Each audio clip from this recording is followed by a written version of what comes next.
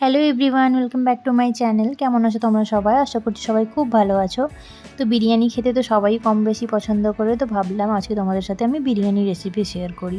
আমার চ্যানেলে অলরেডি বিরিয়ানির রেসিপি দেওয়া আছে, হায়দ্রাবাদ স্টাইলে দেওয়া আছে, এটা আমি কলকাতা স্টাইল বানিয়ে দেখাবো। তো দেখো, বিরিয়ানি বানানোর জন্য আমি 2 গ্লাসের মতো চাল নিয়ে নিয়েছি, দেরাদুন চাল, মানে বিরিয়ানির চাল। বিরিয়ানি মানে লম্বা লম্বা যে চাল হয়, সেটাকে ভালো করে ধুয়ে আমি 1 ঘন্টার জন্য ভিজিয়ে রেখে দেবো।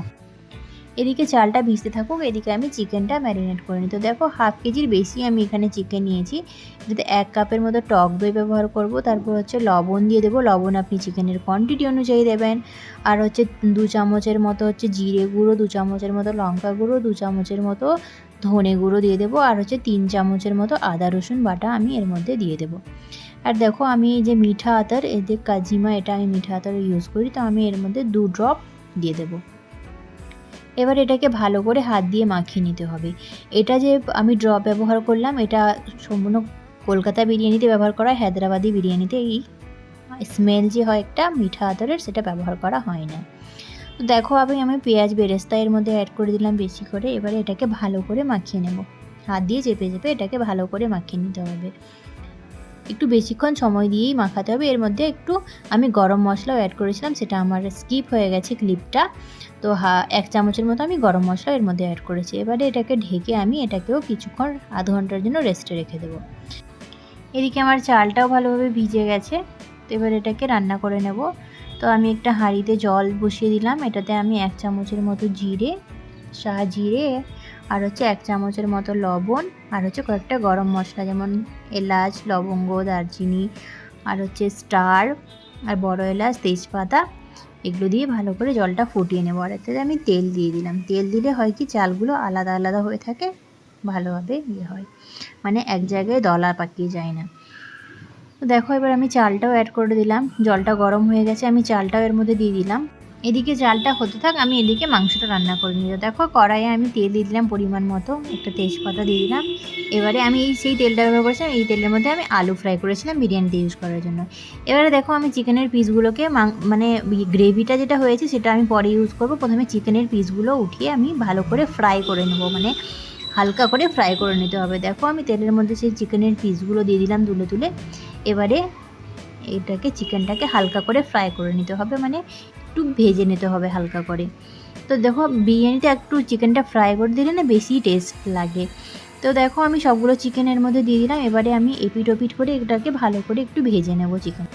আর তোমরা কে কী পদ্ধতিতে বিরিয়ানি বানাও সেটা অবশ্যই আমাকে কমেন্ট সেকশনে জানাবেন, কারণ আমিও ট্রাই করব। নতুন নতুন পদ্ধতিতে বানাতে আমাকে ভীষণ ভালো লাগে, এবং নতুন নতুন রেসিপি আমার ট্রাই করতে খুবই ভালো লাগে।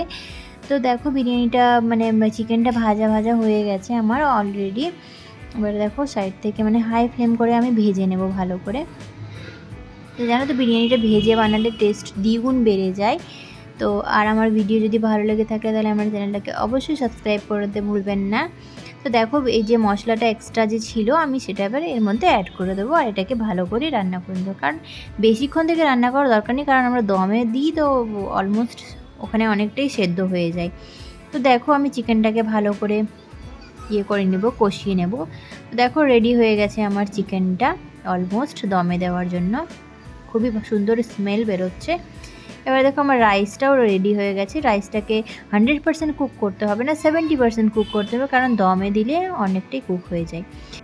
আর দেখো, এদিকে আমি কয়েকটা আলু ভেজে রেখেছিলাম। আলুতে সব মশলা মাখিয়ে, লবণ হলুদ সব মাখিয়ে আমি আলুগুলোকে ফ্রাই করে নিয়েছিলাম।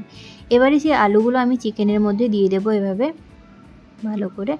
এবারে দেখো, হাফ লেবুর রস আমি এর উপরে দিয়ে দেবো, ছড়িয়ে দেবো এরকম। লেবুটা অপশনাল, আপনারা চাইলে নাও দিতে পারেন।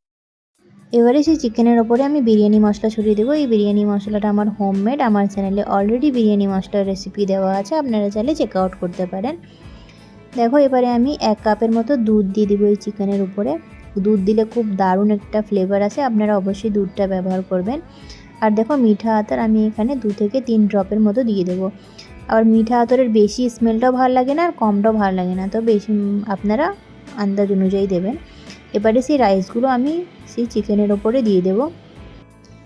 এবারে দেখো, কেওড়া জল দিয়ে দেবো 2 চামচের মতো। কেওড়া জলের উপরে দিয়ে দেবো 2 চামচের মতো গোলাপ জল এর উপরে দিয়ে দেবো। এটা অপশনাল, আপনারা চাইলে স্কিপ করতে পারেন। কোনো অসুবিধা হবে না, স্বাদের কোনো হেরফের হবে না, হালকা একটু ফ্লেভার এদিক ওদিক হতে পারে। এবারে দেখো বিরিয়ানি মশলা আবার আমি দিয়ে দিলাম চালের উপরে। আর দেখো পেঁয়াজ বেরেস্তা আমি কিছুটা রেখেছিলাম, সেটাই বেরেস্তা আমি এর উপরে দিয়ে দেবো। দেখো পুরোটা ভালোভাবে দিয়ে দিলাম বেরেস্তা। এবারে দেখো আমি কিছুটা স্যাফরন আর একটু ফুড কালার আমি জলের মধ্যে রেখেছিলাম গুলে, সেটা আমি এর উপরে দিয়ে দেবো, কারণ দেখতে একটু সুন্দর লাগে। এবারে দেখো আমি ঘি দিয়ে দিলাম, এই দেখো দেশি দানেদার ঘি আমি দিয়ে দিলাম কান্ট্রি ডিলাইটের, এটা আমি উপরে ছড়িয়ে দেবো। দেখো রেডি হয়ে গেছে। এবার আমি দমে বসিয়ে দেবো। এই দেখো অ্যালুমিনিয়াম ফয়েল দিয়ে আমি ঢেকে দিলাম। এটাকে আমি আধ ঘন্টার জন্য বা 15 থেকে 20 মিনিটের জন্য, কম থেকে কম 15 থেকে 20 মিনিটের জন্য রাখতে হবে দমে। প্রথমে 5 মিনিট হাই ফ্লেম করে রাখতে হবে, 5 মিনিট না 2 থেকে 3 মিনিটের মতো হাই ফ্লেম করে রাখবে, তারপরে লো ফ্লেম করে 15 থেকে 20 মিনিটের মধ্যে রেখেছিলাম। তো দেখো 15 থেকে 20 মিনিট মানে আধ ঘন্টা পর দেখো রেডি হয়ে গেছে, আমার দম হয়ে গেছে, পুরোপুরি কুক হয়ে গেছে চালটা। আমরা 70% করেছিলাম, এখন 100% কুক হয়ে গেছে। দেখো কত সুন্দর ঝুরঝুরে বিরিয়ানি রেডি হয়েছে, আর স্মেল তো খুব দারুণ বেরিয়েছিল। তো কেমন লাগলো আমার ভিডিওটা অবশ্যই জানাবেন, আর আমার এই পদ্ধতিতে ট্রাই করে দেখবেন কেমন লাগলো। আর যদি আপনাদের কাছে কোনো নতুন আইডিয়া থাকে বা নতুন রেসিপি থাকে, তাহলে অবশ্যই আমার সাথে শেয়ার করবেন, কারণ আমি নতুন নতুন রেসিপি ট্রাই করতে খুবই পছন্দ করি। তো দেখো বিরিয়ানিটা কত সুন্দর বেরিয়েছে, আর খেতে তো দারুণ হয়েছিল। দেখো কালার একদম পুরো চাল আলাদা আলাদা হয়েছে, আর আলুটাও দারুণ সেদ্ধ হয়েছিল, খুবই ভালোভাবে সেদ্ধ হয়েছিল। দেখো আমি কিছুটা চিকেন পকোড়া বানিয়ে নিয়েছিলাম, আপনারা চাইলে চিকেন পকোড়ার রেসিপি আমি দেবো, বলো কমেন্ট করে। তো কেমন লাগলো আমার ভিডিওটা অবশ্যই জানাবেন, আর যদি ভালো লেগে থাকে তাহলে ছেড়ে যাওয়ার আগে please do like, share and subscribe. তো দেখা হচ্ছে আবার একটা নতুন ভিডিওর মাধ্যমে। বাই। সবাই খুব ভালো থেকো, সুস্থ থেকো এবং